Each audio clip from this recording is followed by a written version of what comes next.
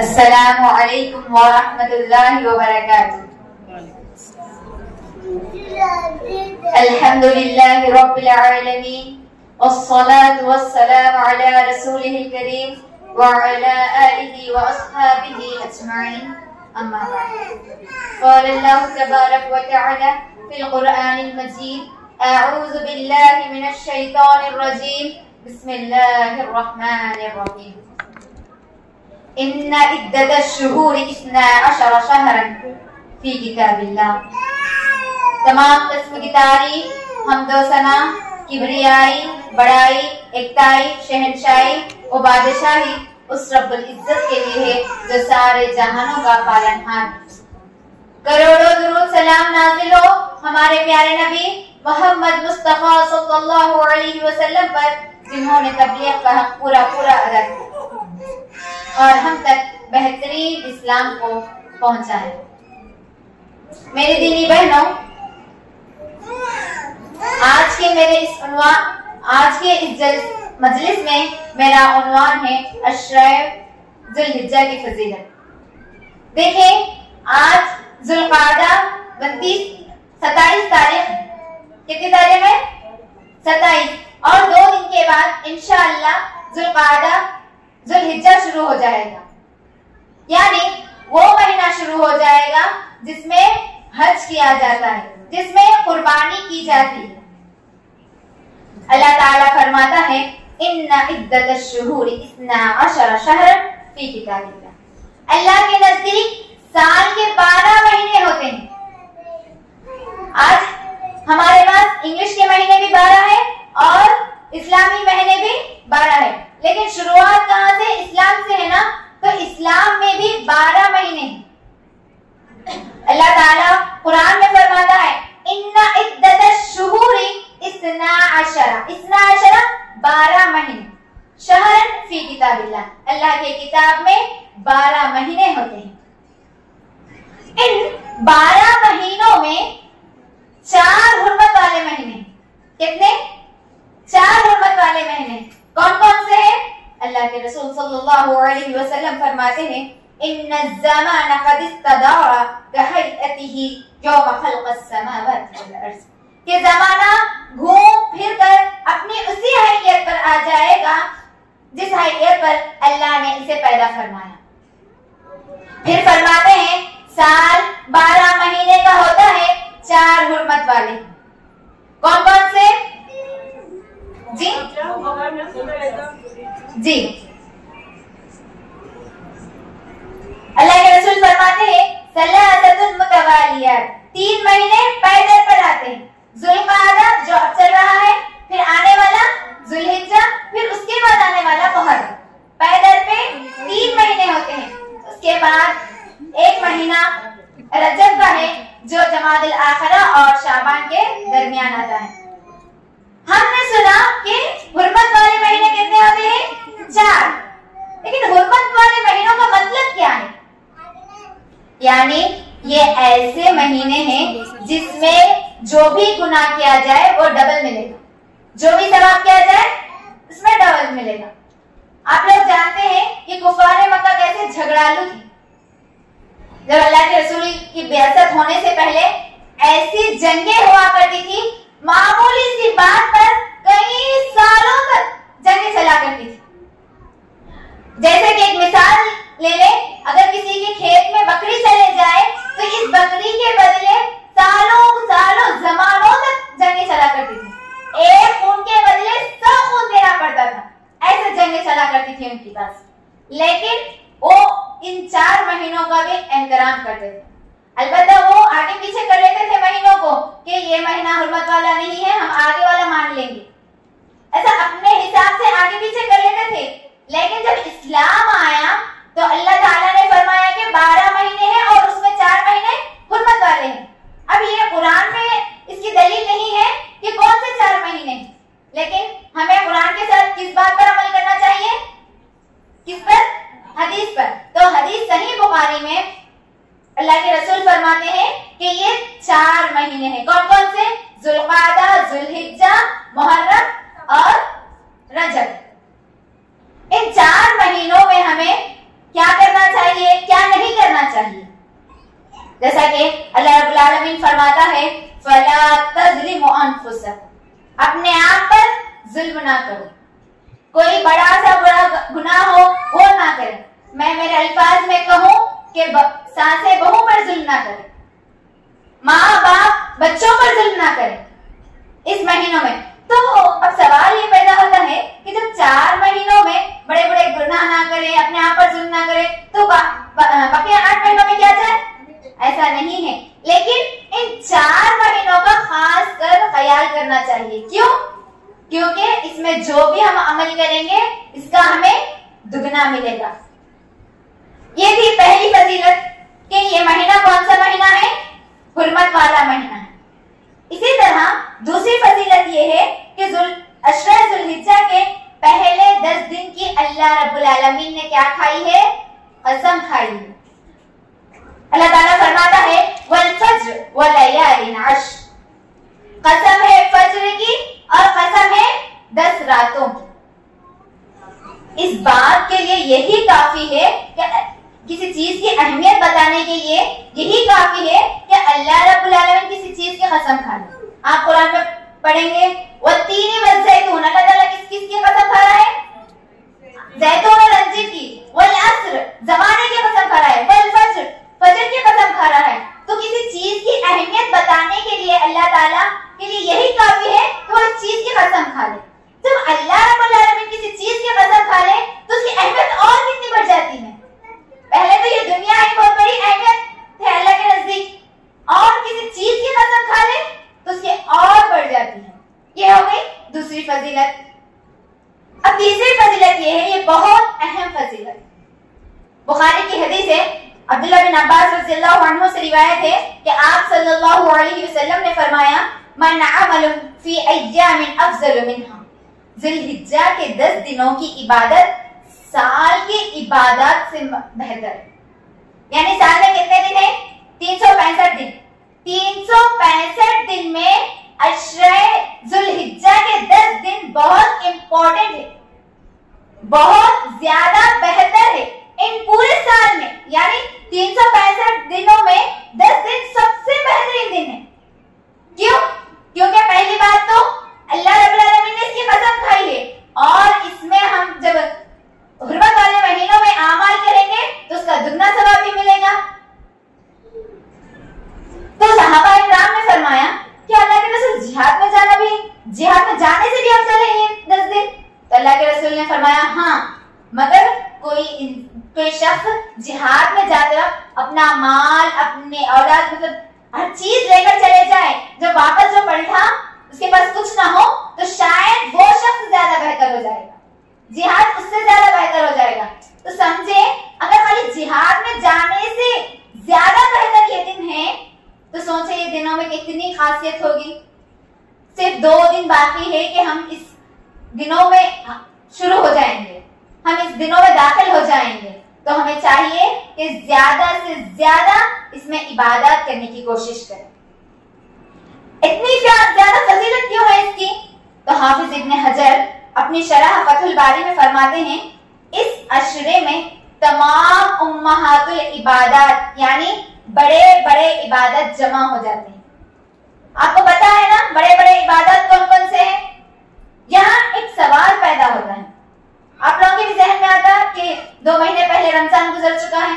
हम जब भी बयानात सुने थे कि रमजान के आखिरी 10 दिन बहुत अफजल है, रमजान के आखिरी 10 दिन बहुत अफजल है, तो जहन में ये बात आती ना कि जब हम लोग ने सुना कि ये 10 दिन बेहतर है, तो ये 10 दिन बेहतर है, फिर यहाँ वो 10 दिन बेहतर है, एक सवाल आएगा ना।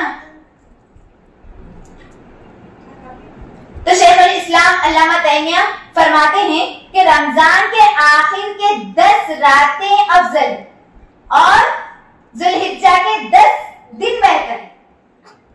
यानी इन दोनों की कोई वो नहीं है लेवल, वो 10 रातों के हिसाब से अफजल है, ये 10 दिनों के हिसाब से अफजल है। क्योंकि हम वो 10 रातों में क्या करते हैं?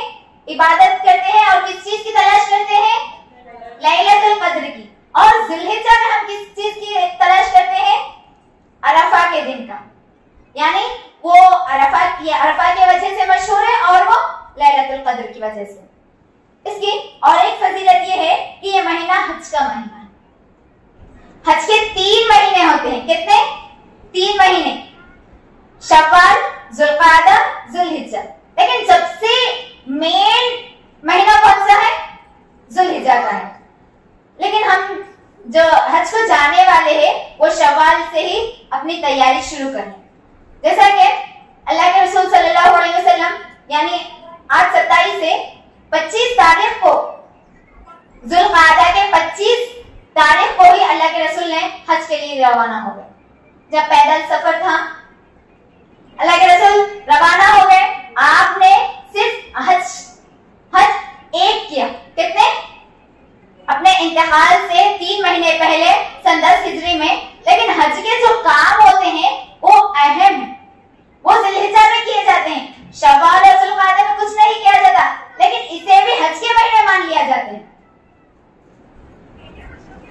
और ये महीना हज का है और हज इस्लाम का सबसे बड़ा रुकन है। इस्लाम के कितने अरकान हैं? क्या क्या है? और इसमें क्या, कौन सा है एक रुकन? हज का है, यानी ये बड़े अरकानों में से एक रुकन है। और एक और फजीलत इसी महीने में अरफा का है। इस महीने में एक अरफा का भी दिन है। यौम अरफा 9 तारीख को होती है।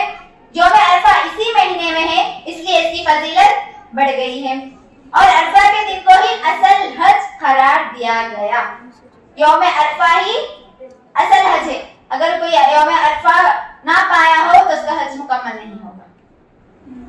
अरफा में ठहरना ये हज के रुकन में से है। अगर कोई अरफा छोड़ दे इसका हज नहीं होगा।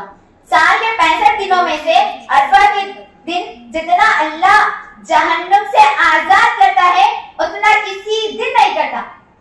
364 दिनों में से कोई दिन नहीं करता सिवाय अरफा के।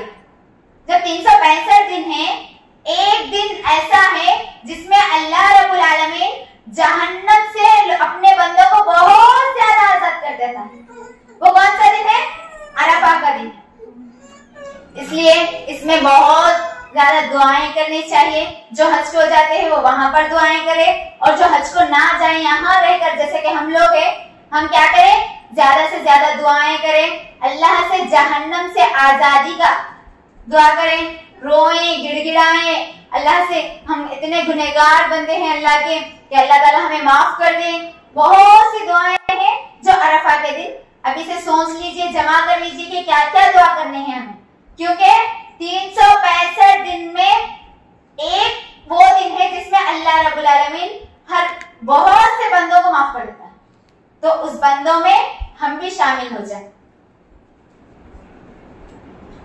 इस महीने में यौमुन नहर भी है। यौमुन नहर यानी कुर्बानी का दिन, जो 10 तारीख ईद को। रसूलुल्लाह सल्लल्लाहु अलैहि वसल्लम ने फरमाया, अल्लाह के नजदीक अजीम दिनों में से एक अजीम दिन कुर्बानी का दिन भी है। ये थी जुल्हिज्जा के महीने की फजीलत। हमारी जुल्हिज्जा 2 या 3 दिनों के बाद शुरू हो जाएगी। तो जब 29 तारीख को यानी मंगल के दिन इंशाअल्लाह हमारा चांद नजर आ जाएगा। और हम जब चांद देखते ही क्या करना चाहिए? पहले चांद की दुआ करनी चाहिए, उसके बाद तकबीरात को बुलंद कर देना चाहिए। और हमें अरफा के दिन का और यौमुन नहर का, इसकी अहमियत का ख्याल रखते हुए ज्यादा से ज्यादा नेकियां करना चाहिए। अब देखिए अशरे जुल्हिज्जा में हमें क्या करना है। अब ये तो फजीलत हो चुकी, अब हमें इन 10 दिनों में क्या करना है? कुछ आमाल मैं आपके सामने पेश करना चाहती हूँ। जैसे कि हम से जितना होगा ज्यादा से ज्यादा इबादत करने की कोशिश करें। और जो सबसे बड़ा रुकन, सबसे अहम रुकन क्या है इस्लाम में? नमाज। हमें अपनी नमाजों का खास ख्याल करना चाहिए। अब हमारे नमाजें मुकम्मल हो रही है या ना हो रही है ये अलग बात है, लेकिन इन 10 दिनों में और खास ख्याल रखना चाहिए। तहज्जुद का एहतमाम करें, इशराक का एहतमाम करें, सुन्नतों का एहतमाम करें, फर्ज के साथ साथ वो 12 सुन्नतें की हदीस भी है, जो 12 सुन्नतें पढ़ ले वो जन्नत में अल्लाह ताला उसके लिए एक महल बनवा देगा। तो ज्यादा से ज्यादा इसमें हम तहज्जुद का भी एहतमाम करें, इशराक का भी एहतमाम करें और फर्ज के साथ सुन्नतों का भी एहतमाम करें। फिर इन 9 दिनों में रोजा रखने की कोशिश करें। रमजान के तो रोजे फर्ज है, अब नफली रोजों में हम अय्यामुल बैत के रोजे रखते हैं, पीर और जुमेरात का रोजा रखते हैं। इसके साथ साथ हमें अशराए जुल्हिज्जा के भी रोजे रखने चाहिए। इनमें जितना हो सके जो औरत पाक है वो औरत रोजे का ख्याल कर ले, और जो नापाक भी है वो ज्यादा से ज्यादा अज़कार करे, ज्यादा से ज्यादा अल्लाह रब्बुल आलमीन को याद करें। हमारे जिंदगी में इतना भी वक्त नहीं है कि हम अल्लाह को याद करें। इस 10 दिन में अपना काम छोड़कर अपन अल्लाह को याद नहीं कर सकते? कर सकते नहीं कर सकते? तो इंशाअल्लाह हम इन 10 दिनों को इस साल के बेहतरीन दिन बनाएंगे इंशाअल्लाह। अगर 9 रोजे ना पाए तो अरफा का रोजा रख लें। तो कोई नापाक है, कोई सफर की वजह से है, कहीं जा रहे हैं या सुस्ती की वजह से तो ना छोड़ें। अगर कोई मजबूरी है तो इन 9 रोजों में से खास कर अरफा का रोजा तो रख लें। खास तौर पर अरफा की फजीलत है। अल्लाह के रसूल सल्लल्लाहु अलैहि वसल्लम फरमाते हैं, सियाम यौम अरफा अहतसिबु अलैहि अन युकफ्फिर क़ब्लहु वस्सनत अल्लती बाद। यौम अरफा का रोजा रखना, इसकी वजह से अल्लाह उसके बंदे को 1 साल पहले और 1 साल बाद के गुनाहों को क्या कर देता है? माफ कर देता है। तो इतनी बड़ी फजीलत है ये एक रोजे की कि 2 साल के गुनाह माफ हो जा रहे। अल्लाह ताला कितने ऑफर दे रहा है, देखिए हमें कि पहले के 1 साल के रोजे और इसके बाद के 1 साल के रोजे दो भी माफ हो जा रहे हैं। तो हमें चाहिए कि हम अरफा का रोजा रखें। और अल्लाह के रसूल फरमाते हैं, अहतसिबु, मुझे यकीन है कि अल्लाह बंदे के 2 साल के गुनाहों को माफ कर देगा। अगर गुनाहों को माफ कराना है तो रोजा रखें। इसके बाद अल्लाह ने ताकत दी हो तो मालदार को चाहिए कि वो हज करे। क्या करे? क्या करे? हज करे। अगर मालदार है, आपके पास ताकत है, आपके पास जाने के लिए बहुत से असबाब मुहैया है, तो आप देरी ना करें, आप हज कर लें। लोग समझते हैं कि बुढ़ापा आ जाएगा तो चले जाएंगे, बच्चों की शादियां हो जाए तो चले जाएंगे, थोड़ा मैं अपने कामों से फुर्सत ले लूं तो चले जाएंगे, बेटा बिजनेस संभाल लेगा तो चले जाएंगे, जब फारिग होंगे अगले साल चले जाएंगे, अगले साल चले जाएंगे, अगले साल चले जाएंगे। इसी तरह चलते चलते फिर अगला साल कभी नहीं आता, और कभी ऐसा हो कि फिर आपके सेहत साथ ना देती हो अगले साल। इसलिए जब आप इस्तिताअत हो आपके पास तो फौरी चले जाएं, इरादा कर ले तो चले जाएं। ये ना सोचे कि बेटा बिजनेस संभाल लेगा तो चले जाएंगे, न अगले साल चले जाएंगे, इस साल हम थोड़े मसरूफ है फिर चले जाएंगे।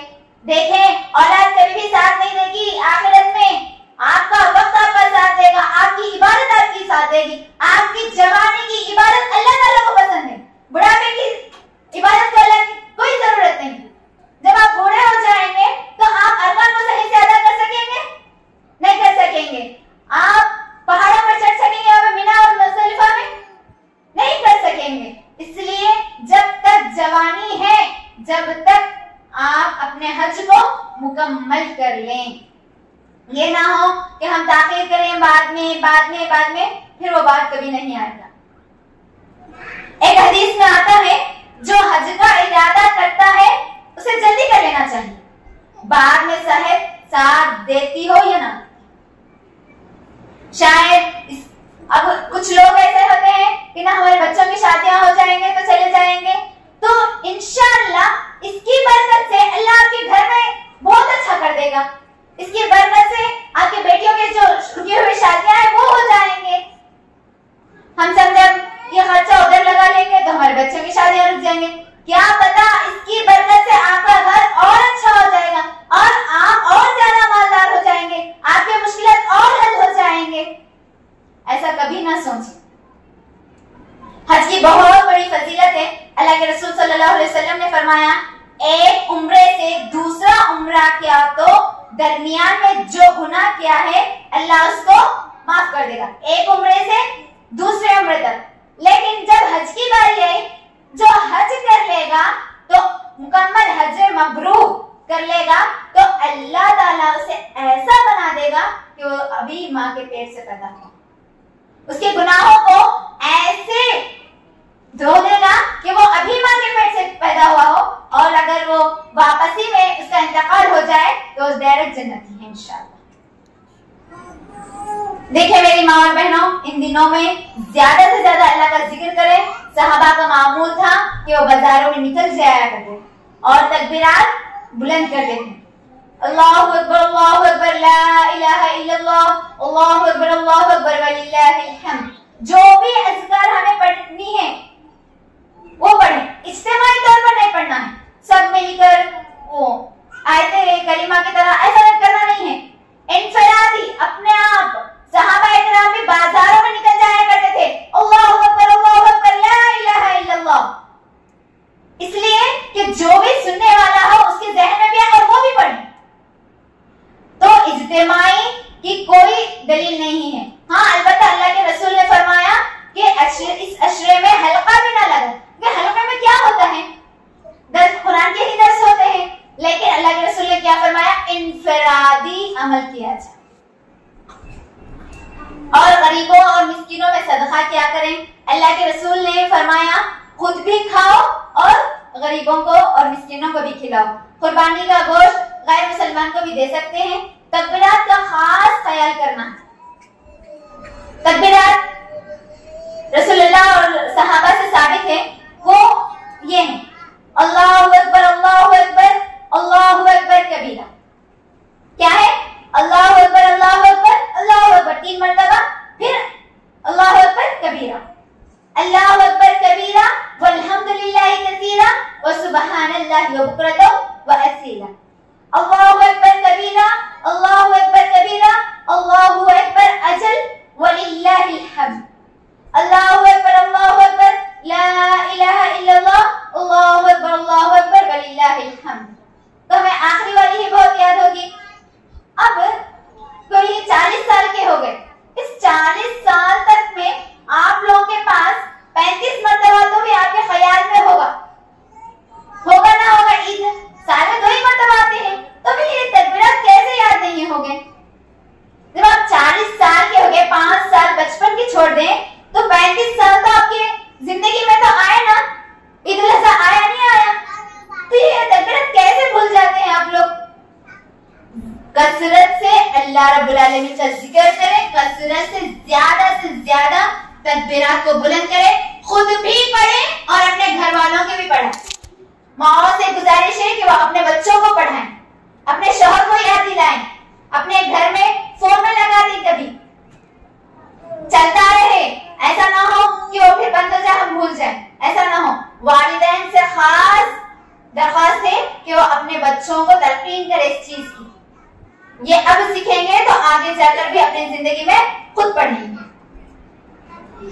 जैसे ही चांद नजर आ जाए, सबसे पहले क्या करना है? चांद की दुआ पढ़ना है। इसके बाद इन कलिमात को पढ़ना शुरू कर देना। किस दिन? इंशाअल्लाह मंगल के दिन चांद नजर आ जाएगा। जब नजर आ जाते ही हमें चांद की दुआ के फौरी बाद तकबीरात को शुरू कर देना। कब तक? ईद तक। कुर्बानी कर लिए, भूल गए? नहीं, 13 तारीख तक, जुल्हिज्जा के 13 तारीख तक हमें तकबीरात बुलंद करना है। ऐसा ना हो कि औरतें गोश्त में मसरूफ हो जाएं, अल्लाह को ही भूल जाएं, ऐसा ना हो। 13 तारीख के मगरिब तक पढ़ना है, सूरज के गुरूब होने तक। अल्लाहु अकबर, अल्लाहु अकबर, ला इलाहा इल्लल्लाह, अल्लाहु अकबर वलिल्लाहिल हम्द। तकबीरात को बुलंद करें। औरतें जब घर में हम पढ़ेंगे तो अपने बच्चे भी पढ़ेंगे, शौहर सुनकर शौहर भी पढ़ेगा इंशाअल्लाह। तो बच्चों का भी सवाब आपको मिलेगा और आपका पढ़ना जो सुनेंगे उन्हें भी इंशाअल्लाह उनका भी आपको सवाब मिलेगा। और एक अहम काम यह है कि हमें कुर्बानी कुर्बानी करना चाहिए। अब हमारे घरों में ये इख्तिलाफ पैदा हो गया है कि सिर्फ मर्द ही कुर्बानी करते हैं। ऐसा नहीं है, औरत भी कुर्बानी कर सकती है, औरत भी ज़बह कर सकती है, दोनों भी कर सकते हैं, औरत और मर्द। इसको वज़ू की जरूरत नहीं है और ना ही पाकी की जरूरत है। अगर औरत नापाक हो फिर भी ज़बह कर सकती है।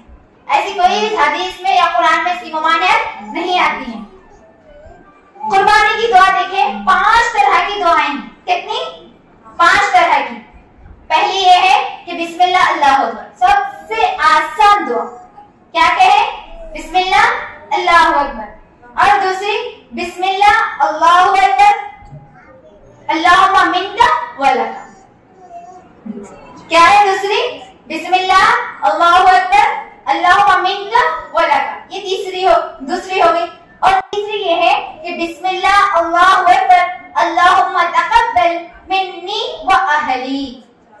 अल्लाह इसे मेरी तरफ से और मेरे घर वालों की तरफ से कबूल फरमा। ये नहीं कहना नहीं चाहिए कि अल्लाह मेरी आयशा की तरफ से, मैं मेरी बीवी की तरफ से, मेरे बच्चों की तरफ से, बच्चों के पूरे नाम गिनाए। ऐसा कोई नहीं है। नियत का जानने वाला कौन है? अल्लाह है। और किसके लिए हम कुर्बानी करें? अल्लाह के लिए। हमें नाम लेने की कोई जरूरत नहीं है, बस इतना कह दे काफी है, बिस्मिल्लाह अल्लाहु अकबर अल्लाहुम्मा तक़ब्बल मिन्नी व अहली, मुझे और मेरे घर वालों को। और चौथी दुआ ये है कि बिस्मिल्लाह अल्लाहु अकबर अल्लाहुम्मा मिन्का व लका मिन्नी व अहली। और पांचवी दुआ ये है कि सबसे बड़ी दुआ है। अब ये दुआ के खातिर लोग क्या करते हैं? मौलवी साहब को बुलाते हैं, हाफिज साहब को बुलाते हैं, मुफ्ती साहब को बुलाते हैं। ऐसा नहीं है, इनको बुलाने की जरूरत नहीं है। आप बिस्मिल्लाह अल्लाहु अकबर कहते तो भी चल जाएगा। अगर आपको ये पांचवी बड़ी दुआ भी याद है तो भी आप भी कुर्बानी कर सकते हैं। इन्नी वज्जहतु वजहिया लिल्लज़ी फ़तरा अस्समावाति वल अर्ज़ हनीफ़ा व मा अना मिनल मुश्रिकीन इन्ना सलाती व नुसकी व महयाया व ममाती लिल्लाहि रब्बिल आलमीन ला शरीका लहु व बिज़ालिका उमिरतु व अना अव्वलुल मुस्लिमीन। मेरी माँ और बहनों, ये 5 दुआएं हदीस से साबित है। इनमें से आप कौन सी दुआ में पढ़ लेंगे तो चल जाएगा। बिस्मिल्लाह अल्लाहु अकबर भी कह दे तो भी चल जाएगा, इन्नी वजहतु लिल्लज़ी वो भी पढ़ लेंगे तो भी चल जाएगा। लेकिन हमारे पास क्या मारूफ है कि हम हमारे घर वालों का नाम लेंगे, हमारे बच्चों का नाम लेंगे, जो वालिदैन अगर मर चुके हैं तो उनका नाम लेंगे, उनकी तरफ से भी करेंगे। ऐसा नहीं है। अल्लाह ताला नियतों को जानने वाला है, नियतों को देखने वाला है। और अल्लाह ताला को उसका गोश्त या खून नहीं पहुंचता। अल्लाह को क्या पहुंचता है? हमारा तक़वा और हमारी नियत पहुंचती है। नियत क्या हो? ऐसा ना हो कि हमारा बकरा छोटा है, उनका बकरा बड़ा है, आपके बकरे में कितना गोश्त निकला, हमारे बकरे में कितना गोश्त निकला, ये नहीं देखना है। हाँ, अलबत्ता हदीस में जो शरायत है कि उसके दांत कैसे रहने चाहिए, वो मोटा ताजा रहना चाहिए, दुबला नहीं होना चाहिए, बीमार नहीं होना चाहिए, इन उयूब का ख्याल रखिए। ऐसा ना हो कि हमारे बाजू वालों का बड़ा बकरा है, नहीं हम गाय दे रहे, हम बैल दे रहे, ऐसी हमारी नियत नहीं होनी चाहिए। हमारी नियत में खोट नहीं होना चाहिए। हमारी नियत क्या होनी चाहिए? हमारी ये जो कुर्बानी है किसके लिए हो? सिर्फ और सिर्फ अल्लाह रब्बुल आलमीन के लिए हो। देखें मेरी माँ और बहनों, सिर्फ 2 दिन बाकी है, अच्छे से अच्छी तैयारी कर लें। ईद की घरों की साफ सफाई के अलावा भी अपने खुद पर, आखिरत पर तवज्जो देते हुए अपने आप को बदलें, अपने आप को अल्लाह के लिए सर्व कर दें। हमारी जिंदगी, हमारी नमाज, हमारा रोजा, सब कुछ सिर्फ अल्लाह के लिए हो, किसी के दिखावे के लिए ना हो। अगर कोई देख भी लेगा तो वक्ती हो जाएगा, लेकिन आमाल कब तक रहेंगे? क़यामत रहेंगे। जब हम किसी के लिए देखेंगे कि वो देख रहे तो कुर्बानी कर रहे, अरे अब हमारे ज़हन में ये ना हो कि अगर हम कुर्बानी नहीं करेंगे तो सबके सामने जलील हो जाएंगे, अरे हम कुर्बानी नहीं कर रहे। ऐसा ना हो। कुर्बानी किस लिए करना चाहिए? अल्लाह रब्बुल आलमीन के लिए करनी चाहिए। और एक हदीस में आता है कि अल्लाह के रसूल सल्लल्लाहु अलैहि वसल्लम ने फरमाया, जो कुर्बानी करने की हैसियत रखता हो, जिसके पास इस्तिताअत हो, अगर वो कुर्बानी ना करे तो मेरी ईदगाह को ना। अल्लाह के रसूल ने क्या फरमाया? अगर इस्तिताअत होने के बावजूद वो कुर्बानी ना करे तो ईद की नमाज नमाज पढ़ने के लिए भी ना आए। देखें अल्लाह के रसूल ने कितनी वईद सुनाई है। तो हमें चाहिए कि अगर इंशाल्लाह अब ना हो तो अगले साल से पहले से तैयारी कर लें, जिस कि हम कुर्बानी करें, नियत करें कुर्बानी करने की, और सिर्फ एक बकरा या गाय भी पूरे घर वालों के लिए काफी हो जाएगा। लेकिन अल्लाह के रसूल सल्लल्लाहु अलैहि वसल्लम ने जब कुर्बानी की तो 100 ऊंटों की कुर्बानी की। मेरी माँ और बहनों, इस दिनों को गनीमत जाने, अल्लाह रब्बुल आलमीन की तरफ से ऑफर समझे, अल्लाह रब्बुल आलमीन की तरफ से तोहफा समझे कि हमें जहन्नम से नजात पाने का और जन्नत में दाखिला के लिए बहुत बेहतरीन ये दिन है। इसमें ज्यादा से ज्यादा अमाल करें, नमाजों की और रोजों की ज्यादा से ज्यादा इसकी कदर करें, हम ज्यादा से ज्यादा इबादत करें और कुरान पढ़ने की कोशिश करें। औरतें घरों के कामों में मसरूफ भी ना हो, अल्लाह के लिए भी वक्त निकाले। कम अज कम इन 10 दिनों में एक कुरान तो भी खत्म करें इंशाअल्लाह। आज यहाँ पर हम सोच लेके जाएं कि हम 10 दिनों में क्या करना है। हमेशा की तरह हर इन 2 महीनों में हम जैसे जाया करते दिन, ऐसा दिन जाया ना हो। काम के साथ काम भी हो, काम करते रहे, अल्लाह तकबीरात करते रहे। ऐसा ना हो कि तकबीरात के लिए मैं वक्त निकालूंगी, ऐसा नहीं है।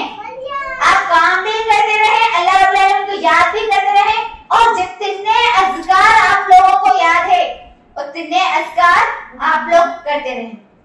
देखें, अगर कोई हज का इरादा कर ले तो वो पेंडिंग में ना डाले, जैसा कि अल्लाह ताला फरमाता है वलिल्लाहि अलन्नासि हिज्जुल बैति मन इस्तताअ इलैहि सबीला। अल्लाह के खातिर अल्लाह के घर का हज करना इस शख्स के लिए जो जाने की ताकत रखता हो, इसे करना चाहिए। साल भर में मालदार शख्स पर 1 मर्तबा हज फर्ज है। अल्लाह के रसूल ने भी सिर्फ 1 मर्तबा हज, और कितने उम्रे किए थे जी? 4 उम्रे किए थे। 4 उम्रे और 1 हज किया। तो ज्यादा से ज्यादा अमाल करें, कुरान की तिलावत करें, नमाजों का एहतमाम करें और गुनाहों से बचने की ज्यादा से ज्यादा कोशिश करें। और रमजान गुजर चुका है, रमजान के दरमियान जो 2 महीने गुजरे, इसमें हमसे जितनी गलतियां हो गई हो, हमसे कितनी कोताही हुई हो और हमारी जितनी नमाजें छूटी हो, अल्लाह रब्बुल आलमीन से उसकी माफी मांग ले। और खास कर यानी ईद का दिन छोड़कर 9 दिन 9 रोजे रखने की कोशिश करें। अगर ना हो सके तो अरफा का दिन भी रोजा रख ले सकते हैं। लेकिन इन दिनों का खास ख्याल रखें, इनमें ज्यादा से ज्यादा इबादत करें। ऐसा ना हो कि आज सुन लिए फिर छोड़ दिए, ऐसा ना हो। कोशिश करें, अपने आप को बदलने की कोशिश करें, अल्लाह की तरफ जाएं। अल्लाह ताला क्या कहता है, जब बंदा मेरी तरफ एक बारिश आता है तो मैं उसकी तरफ 1 कदम जाता हूँ, वो मेरी तरफ चल कर आता है तो मैं उसकी तरफ दौड़ कर जाता हूँ। दुआएं करें, अपने हर घर में मुश्किलात रहती है, इन मुश्किलात के लिए दुआएं करें। अल्लाह से दुआ है कि अल्लाह ताला हमें कहने और सुनने से ज्यादा अमल करने की तौफीक अता फरमाए। आमीन सुम्मा आमीन। अल्लाह ताला जिस तरह हमें यहाँ पर जमा किया है, इसी तरह जन्नतुल फिरदौस में भी हमें जगह अता फरमाए। अल्लाह ताला हमें यौमे अरफा तक पहुंचाए, हमें ज्यादा से ज्यादा नेकियां करने की और उससे मग़फ़िरत मांगने की तौफीक अता फरमाए। ज्यादा से ज्यादा अल्लाह से दुआ करें हम कि अल्लाह ताला हमें माफ कर दे हमारे गुनाहों से, कि हर इंसान खता करे, ऐसा कोई नहीं कि वो गुनाह नहीं करता। कोई दिखावे की, कोई दिखता भी है गुनाह करता हुआ, कोई छुपता भी है। अल्लाह ताला कई लोगों के गुनाहों को पर्दा डालता है। तो मेरी गुजारिश है कि ज्यादा से ज्यादा आप अल्लाह से मग़फ़िरत मांगे, जन्नतुल फिरदौस का सवाल करें। इन दिनों में ज्यादा से ज्यादा दुआएं करें, दुआएं करें, दुआएं करें। दुआ किस्मत को बदल देती है। व आखिरु दावाना अल्हम्दुलिल्लाहि रब्बिल आलमीन। अस्सलामु अलैकुम व रहमतुल्लाहि व बरकातुहू।